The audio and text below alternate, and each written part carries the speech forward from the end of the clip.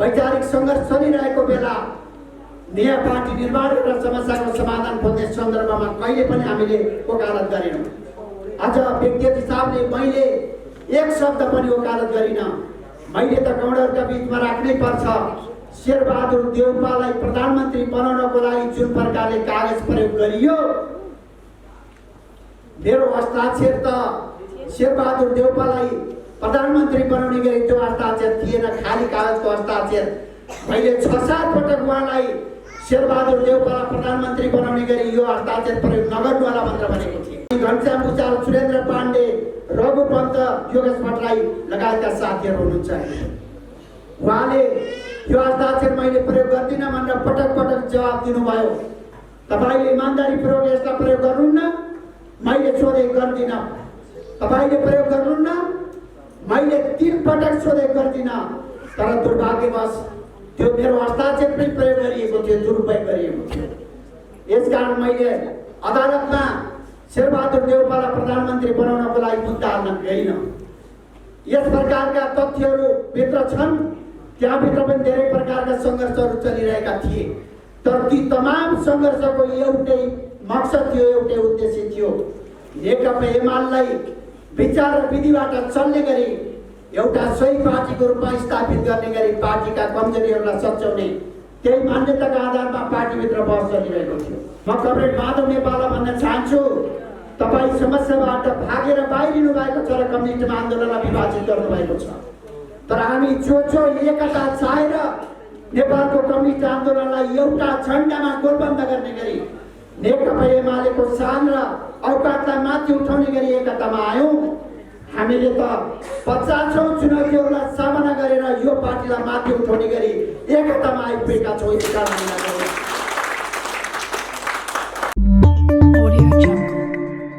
समाजको आवाज.com। नेकपा एमाले विभाजनको एउटा कथा छ। नेकपा एमाले र नेकपा माओवादी एकजुट भइसकेपछि केही समय त स्वाभाविक रूपमा नेकपा चल्यो, तर केही समय पछाडि नेकपाभित्र एक प्रकारले अन्तर्विरोधहरू देखा परे। नेकपाभित्र अन्तर्विरोधहरू चाहे स्थायी कमिटीमा चाहे केन्द्रीय कमिटीमा विभिन्न प्रकारले विचारको नाममा, सङ्गठनात्मक व्यवस्थापनको नाममा, नेपालको राजनीतिमा देखा परेका नयाँ अवसर र केही मुद्दाहरूको नाममा अन्तर्विरोधहरू देखा परे।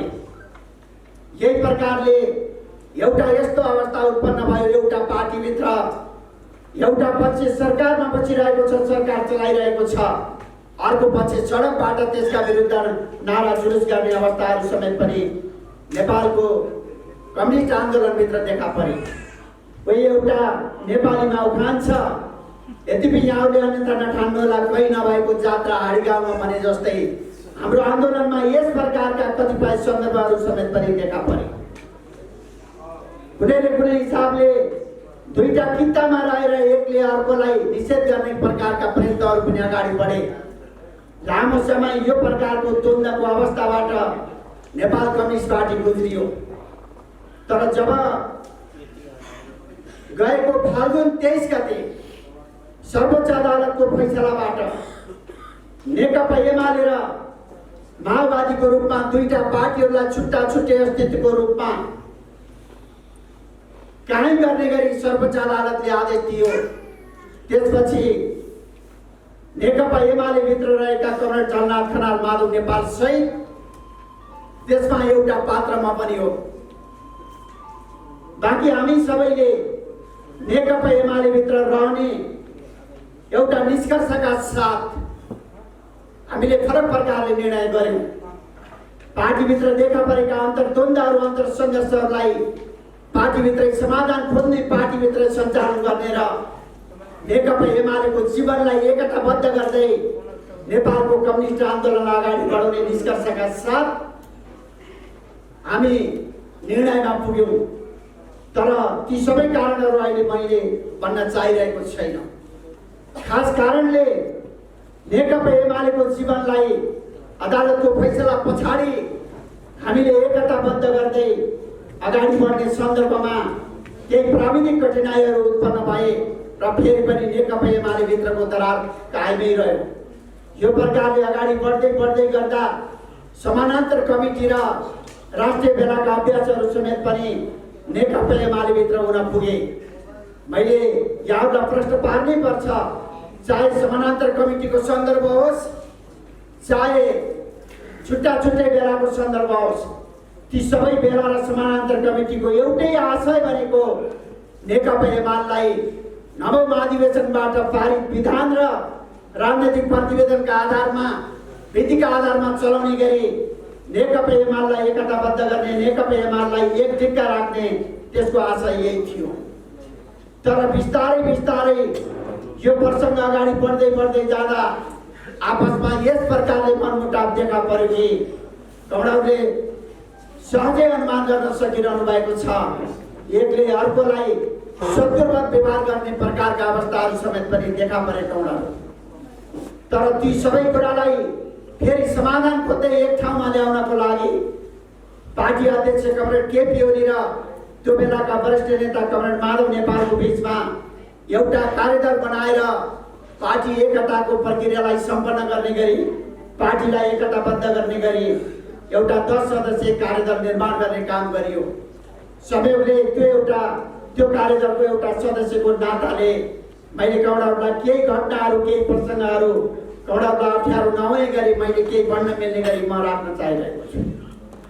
करिब 50-55वटा अनौपचारिक बैठकहरू र करिब 30-35वटा औपचारिक बैठकहरू मार्फत हामीले एउटा निष्कर्षमा पुग्यौँ कि नेकपा एमालेलाई 2075 जेठ 2 गतेको अवस्थामा पार्टी र जनसङ्गठनका माथिदेखि तलसम्मका संरचनाहरूलाई फर्काउने र एउटा विधिद्वारा पार्टीलाई सञ्चालन गर्ने, त्यस पछाडि भएका एकता र पार्टीको विधानसँग बाजिने प्रकारका निर्णयहरूलाई बदल गर्ने र पार्टीलाई नवौं महाधिवेशनको विधान र राजनीतिक प्रतिवेदनका आधारमा सञ्चालन गर्ने सहितका 10वटा बुँदाहरूमा हामीले सहमति कायम गर्यौँ।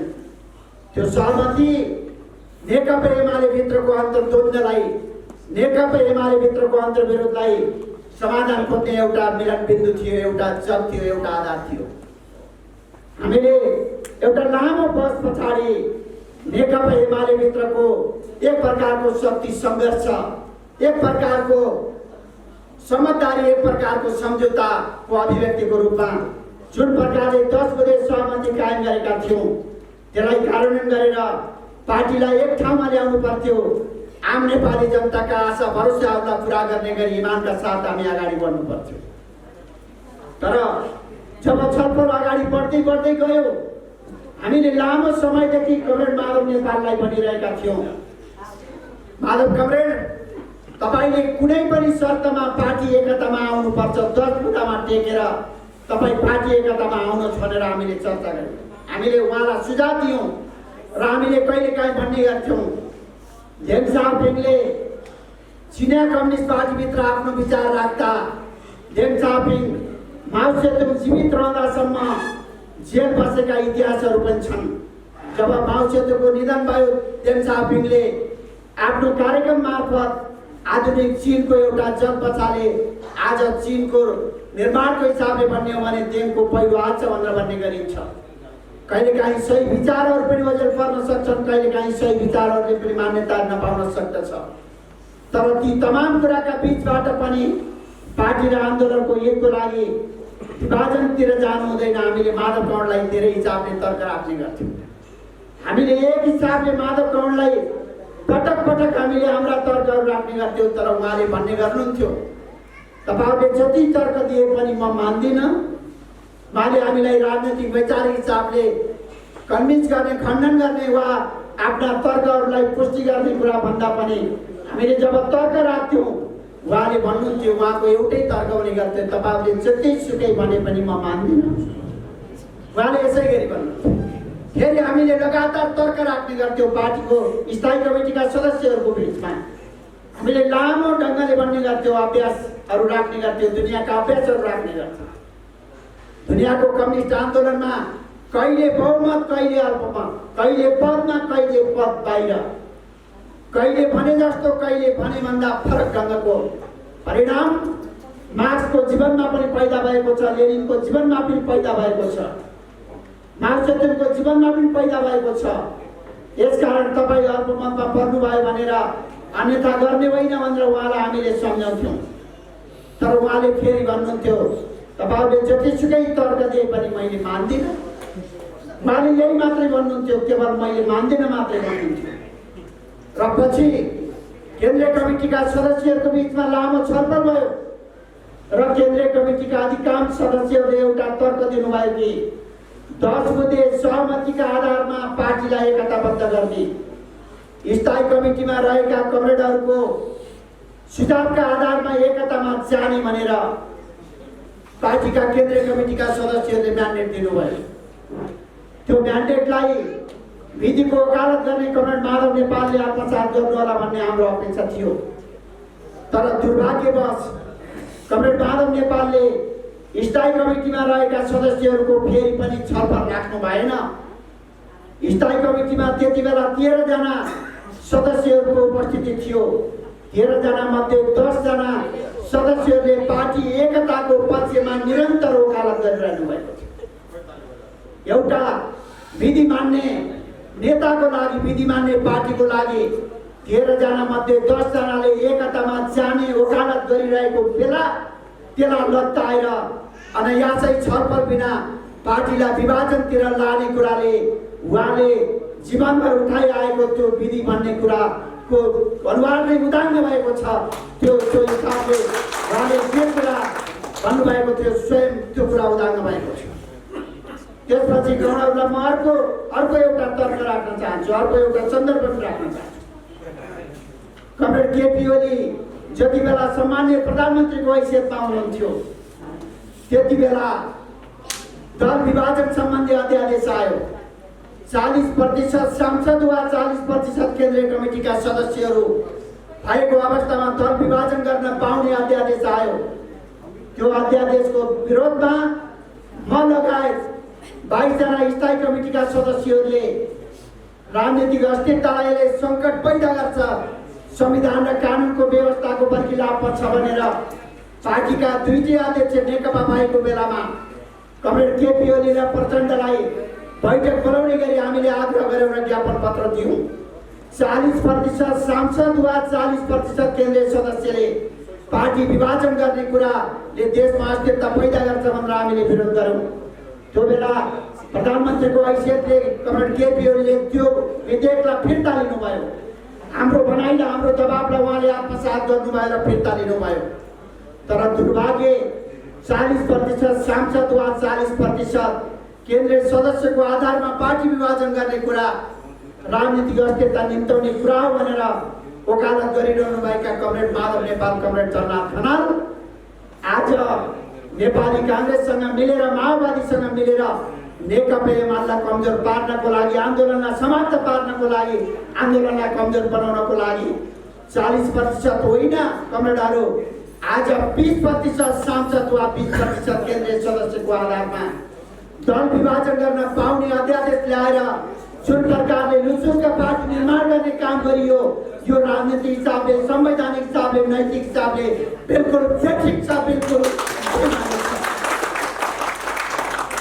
आज यो प्रकारले नयाँ दल निर्माण गरिएको छ। दुनियाँमा नयाँ दलहरू धेरै निर्माण हुन सक्दछन्, तर दलहरू निर्माण गर्नको लागि सैद्धान्तिक, वैचारिक कारण चाहिन्छ।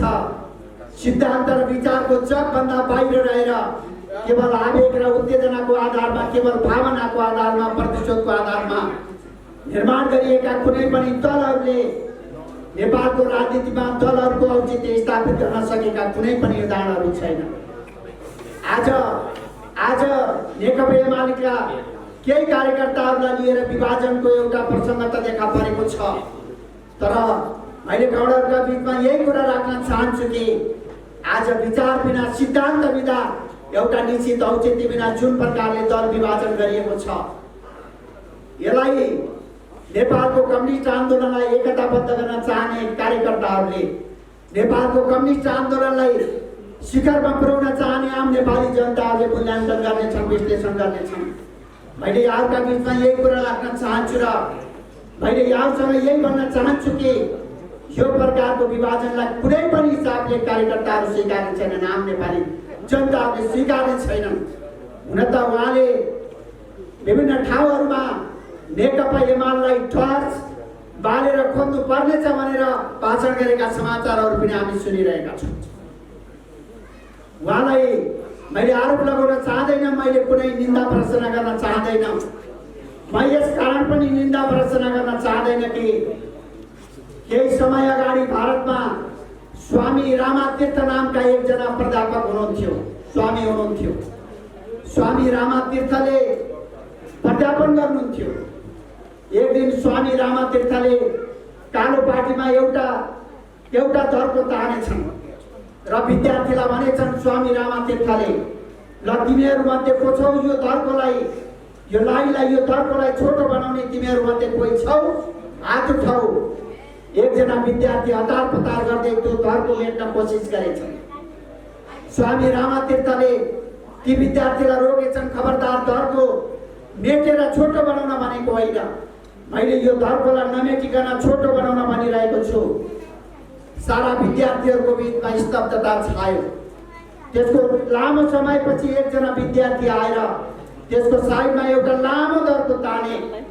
त्यसपछि स्वामी रामातीर्थले भने, देख्यौ अरूलाई नमेटी पनि छोटो बनाउन सकिन्छ, आफ्ना कामका आधारमा, आफ्नो विचारका आधारमा, आफ्नो योगदानका आधारमा महान गर्न सकिन्छ।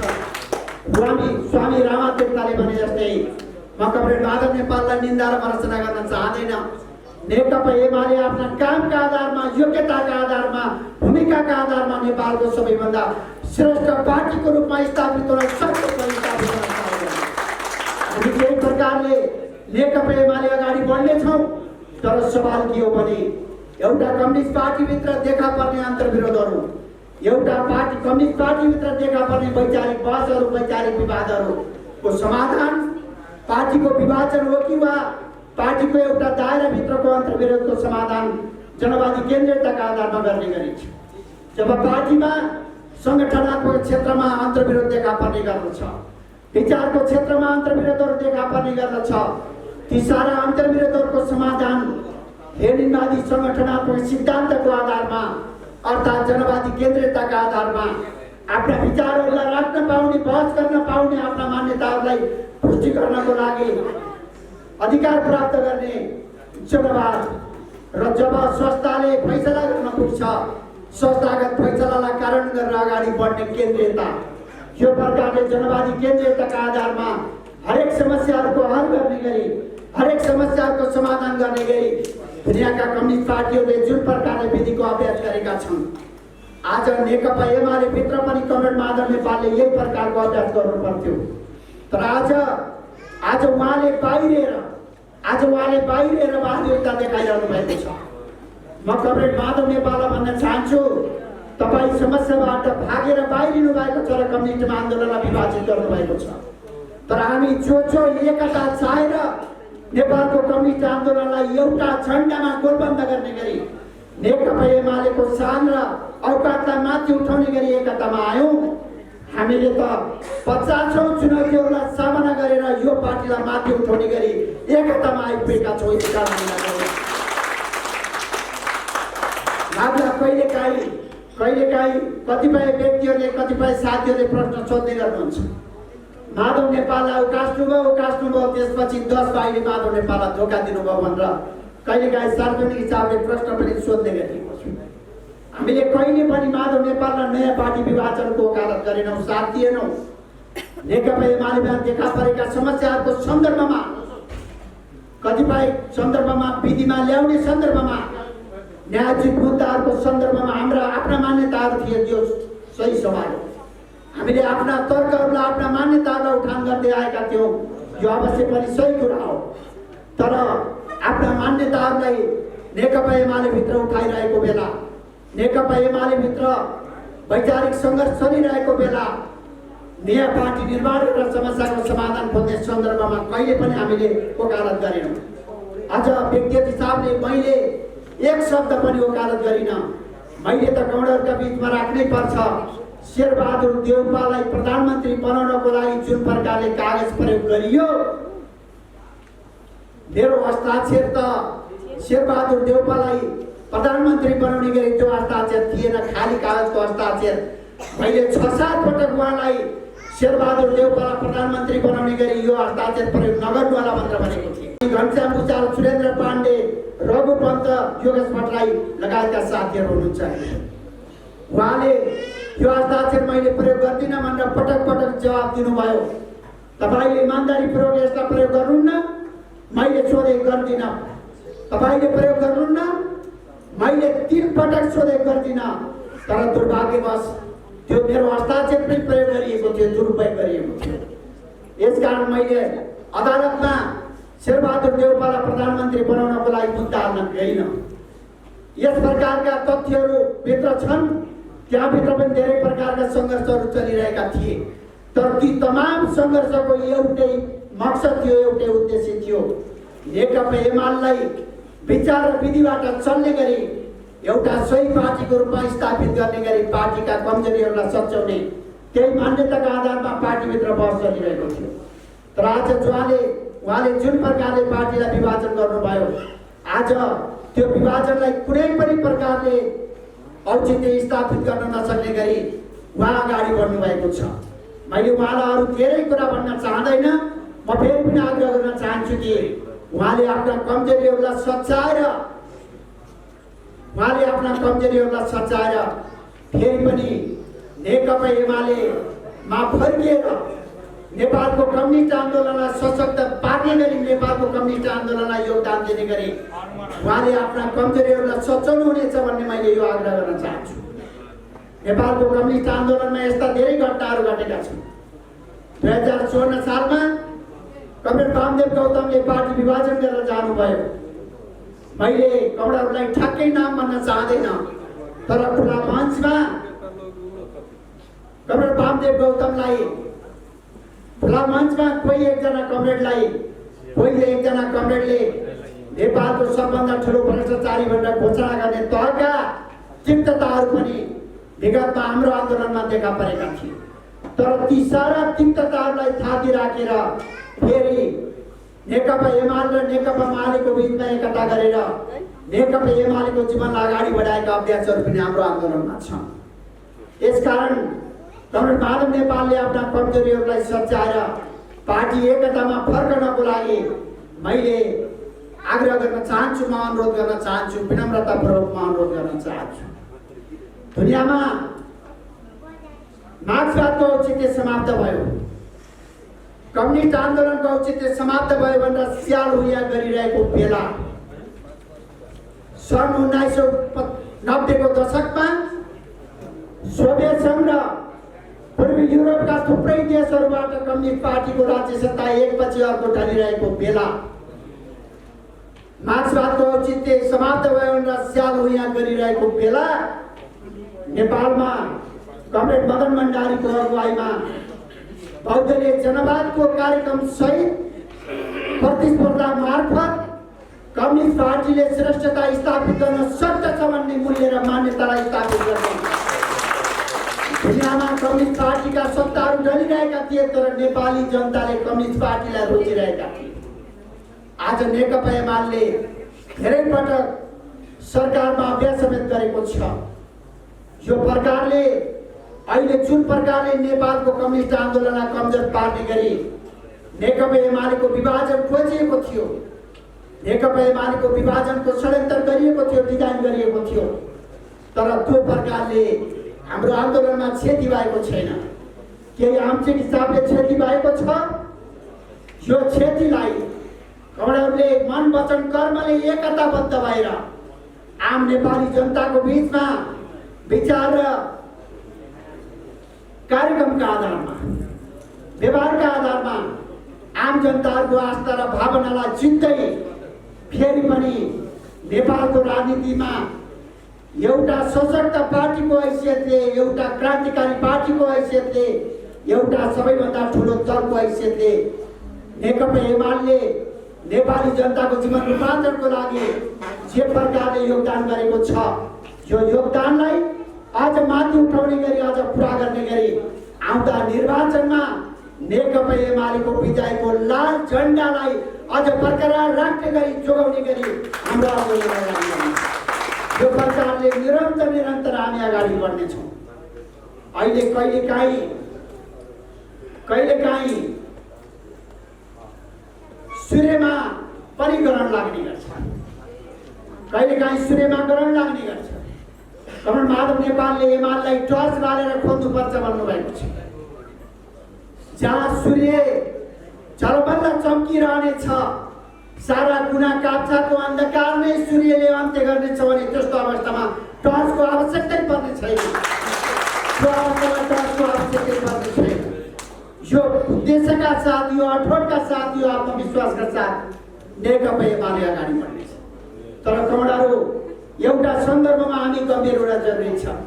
हामीले धेरै पटक सरकार बनाएका छौँ, हामीले निर्माण गर्ने सरकारहरू यद्यपि काङ्ग्रेसले निर्माण गरेको सरकारभन्दा तात्विक हिसाबले परिणामको हिसाबले भिन्न पनि छन्, तर अझ त्यति भिन्न भएर मात्रै पर्याप्त हुन सक्दैन। अझ हामीले नेपाली काङ्ग्रेस लगायतका अरू दलहरूले निर्माण गर्ने सरकारभन्दा नेकपा एमाले चलाउने सरकार आधारभूत वर्गको जीवन रूपान्तरणको लागि, अझ नेकपा एमाले नेतृत्व गर्ने सरकार गाउँको विकासको लागि, गरिबको जीवन रूपान्तरणको लागि, पछि परेको समुदायको जीवन रूपान्तरणको लागि, अर्थात् आर्थिक सामाजिक सांस्कृतिक रूपान्तरणको लागि अरू कुनै सरकारभन्दा अब्बल सरकारको रूपमा, अरू कुनै सरकारभन्दा फरक सरकारको रूपमा हामीले परिणाम दिनुपर्ने छ। एउटा छोटो अवधिमा नेकपा एमाले त्यही प्रकारले परिणाम दिनुपर्ने छ। यसकारण हामीले हाम्रो आन्दोलनमा केही विचारहरूमा समीक्षा गर्नेछौँ। किन कम्युनिस्ट पार्टीभित्र जब कम्युनिस्ट पार्टीहरू सरकारमा पुग्ने गर्छन् तब कम्युनिस्ट पार्टीभित्र द्वन्द्व पैदा हुने गर्छ। जब कम्युनिस्ट पार्टीहरू सत्तासीन हुने गर्छन् तब किन कम्युनिस्ट पार्टीभित्र खिचातानी हुने गर्छ। के कारणले सत्ता बाहिर रहँदा भन्दा सत्ताभित्र रहँदा पार्टीभित्र द्वन्द्व पैदा हुने गरेको छ, यसको कहीँ न कहीँ हामीले ठिक ढङ्गले समीक्षा गर्न जरुरी छ र एउटा वैज्ञानिक समाधान प्रणाली हामीले खोज्नुपर्ने आवश्यकता छ। एउटा कम्युनिस्ट पार्टीले सरकार चलाउँदा कम्युनिस्ट पार्टी र सरकारको बिचको अन्तर सम्बन्ध कस्तो रहने, यो सवालमा अवश्य पनि हामीले एउटा विधि स्थापित गर्न जरुरी छ। यो सवालमा पनि गम्भीरता साथ हामीले छलफल गर्न जरुरी छ। एउटा कम्युनिस्ट पार्टी सरकारमा रहँदा हाम्रा घोषणाहरूका आधारमा सरकारका नीति कार्यक्रमहरू कुन प्रकारले निर्माण गर्ने, यो सवालमा हामीले गम्भीरता साथ छलफल गर्न जरुरी छ। एउटा कम्युनिस्ट पार्टीभित्र जब विचारको आधारमा प्रतिस्पर्धा हुने गर्छ, विचारका आधारमा बहस हुने गर्छ, त्यो अवस्थामा एउटा कम्युनिस्ट पार्टीभित्र उत्पन्न हुने फरक विचारहरू कुन ढङ्गले सञ्चालन गर्ने र कुन ढङ्गले समाधान खोज्ने, यो सवालमा हामीले गम्भीरता साथ समाधान खोज्नु पर्ने छ। कहिलेकाहीँ हाम्रो आन्दोलनमा मन मिल्दा श्वास बचाउने, दिशा पनि बचाउने, मन मिल्यो भने दिशा पनि बचाउने, मन मिलेन भने श्वास पनि गनाउने, यो प्रकारका अभ्यासहरू संस्कृतिहरू पनि हाम्रो आन्दोलनमा देखा परेका छन् विगत लामो समय। मन मिल्यो भने कोही कमरेडको हेर्दा पनि अनुहार राम्रो, बोली पनि राम्रो, भाषण पनि राम्रो, तर्क पनि राम्रो, हात हल्लाउने पनि राम्रो। मन मिलेन भने हजारौं गुणाहरू पनि नराम्रा। यस प्रकारको प्रवृत्ति कम्युनिस्ट आन्दोलनभित्र लामो समयदेखि, चाहे नेपालको कम्युनिस्ट आन्दोलनमा होस् चाहे अन्तर्राष्ट्रिय कम्युनिस्ट आन्दोलनमा होस्, यस प्रकारका प्रवृत्तिहरू देखा परेका छन्।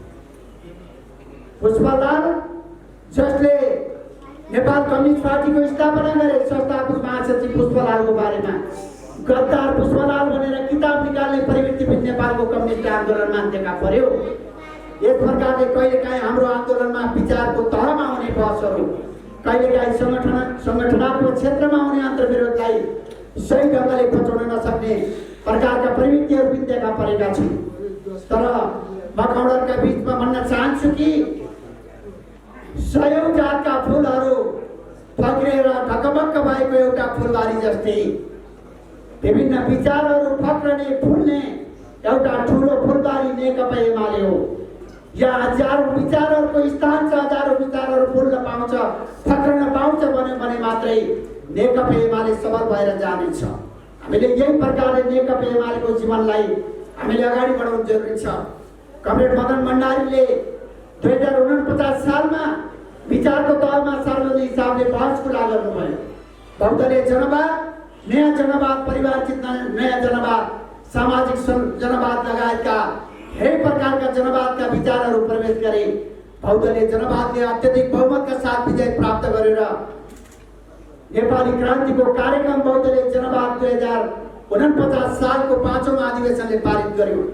नेकपा एमाले लोकतन्त्रको मामिलामा दुनियाँका कुनै पनि पुँजीवादी पार्टीहरू भन्दा, आफूलाई लोकतान्त्रिक पार्टी हो भनेर दावा गर्ने कुनै पनि पार्टी भन्दा अब्बल पार्टी हो भन्ने कुरा स्थापित गर्यो नेकपा एमाले।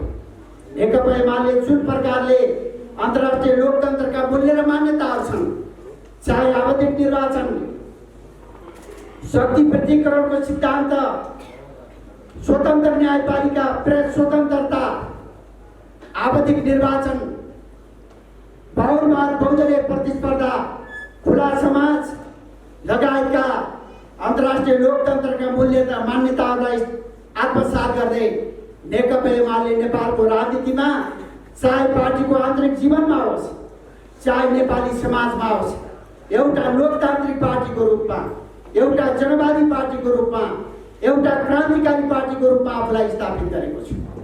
लामो समयदेखि नेकपा एमाले जुन प्रकारले राष्ट्रिय अन्तर्राष्ट्रिय रूपमा नेकपा एमालेलाई एउटा लोकतान्त्रिक पार्टीको रूपमा स्थापित गरेको छ, यो गौरवलाई नेकपा एमाले अझ जोगाउँदै, अझ विकास र उन्नत बनाउँदै हामी अगाडि बढ्नु पर्ने छ। यसकारण चाहे आउँदो विधान महाधिवेशनमा होस्, चाहे आउँदो नेतृत्व महाधिवेशनमा होस्, नेकपा एमाले एकातिर विचारको सन्दर्भमा नेकपा एमाले अत्यन्त लोकतान्त्रिक छ भनेर पुष्टि गर्न जरुरी छ। अर्कोतिर नेकपा एमाले एकताको भावनालाई, एकताको मर्मलाई आत्मसात गर्दै नेकपा एमाले भनेको एउटा कडा अनुशासन सहितको पार्टी हो। एउटा नेकपा एमाले भनेको वैचारिक, सैद्धान्तिक, भावनात्मक हिसाबले, संगठनात्मक हिसाबले एकताबद्ध भएको पार्टी हो। यो पार्टीमा जुन प्रकारको तागत छ, यो तागतलाई कुनै शक्तिले, कुनै षड्यन्त्रले, कुनै बलले पराजित गर्न सक्दैन भन्ने कुरा हामीले यति बेला एकातिर नेकपा एमालेलाई कमजोर पार्न चाहने शक्ति देशभित्र क्रियाशील रहेका छन्, विभिन्न प्रकारले हाम्रा विरुद्ध उनीहरू क्रियाशील बनिरहेका छन्। अर्कोतिर देश बाहिरका शक्तिहरू पनि नेपालमा नेकपा एमालेलाई कमजोर पारियो भने, नेकपा एमालेलाई परास्त गरियो भने सदाका लागि नेपालको कम्युनिस्ट आन्दोलनलाई समाप्त पार्न सकिन्छ भनेर त्यस प्रकारले दाउ खोजिरहेका छन्, प्रयत्न गरिरहेका छन्। चाहे देश बाहिरका नेकपा एमाले विरोधी शक्तिहरू होस्, चाहे देशभित्रका नेकपा एमाले विरोधी शक्ति, कि कुनै पनि प्रकारका शक्तिका षड्यन्त्रहरूले नेकपा एमाले ढल्ने शक्ति होइन। यो कुनै साहसको माग होइन, कमरेडले साहसको माग हो। नेकपा एमालेलाई कसैले श्राप छ भने कुत्ता भुक्दै गर्छ, हात्ती लम्किरहन्छ, कुत्ता भुकिरहन्छ, हात्ती लम्किरहन्छ। तातो पानीले घर चल्दैन, झिङ्गाको श्रापले डिङ्गा बढ्दैन। नेकपा एमालेका विरुद्ध जतिसुकै आरोप लागे पनि, नेकपा एमालेलाई विभाजित गर्नको लागि जतिसुकै कोसिस गरे पनि अब यो प्रकारको एकतालाई अझ मजबुत बनाउँदै हामी पार्टीलाई अगाडि बढाउनु जरुरी छ। यसकारण मैले गौरवलाई यही अनुरोध गर्न चाहन्छु, मुस्लिम समुदायका आदरणीय जनताहरूको बिचमा यहाँले नेकपा एमालेका विचार र कार्यक्रमहरू मार्फत, नेकपा एमालेका व्यवहारहरू मार्फत, नेकपा एमालेका घोषणाहरू मार्फत यो पार्टीलाई स्थापित गर्ने सन्दर्भमा यहाँले अत्यन्त महत्त्वपूर्ण भूमिका खेल्नुहोला। यहाँले जुन प्रकारले अहोरात्र योगदान गर्नुभएको छ, यहाँको योगदानको परिणति आज नेकपा एमाले यो ठाउँमा आइपुगेको छ। आउँदा दिनहरू हाम्रो लागि केही चुनौतीपूर्ण हुनेछन्, अवश्य पनि आउँदा दिनहरू हाम्रो लागि चुनौतीपूर्ण हुनेछन्।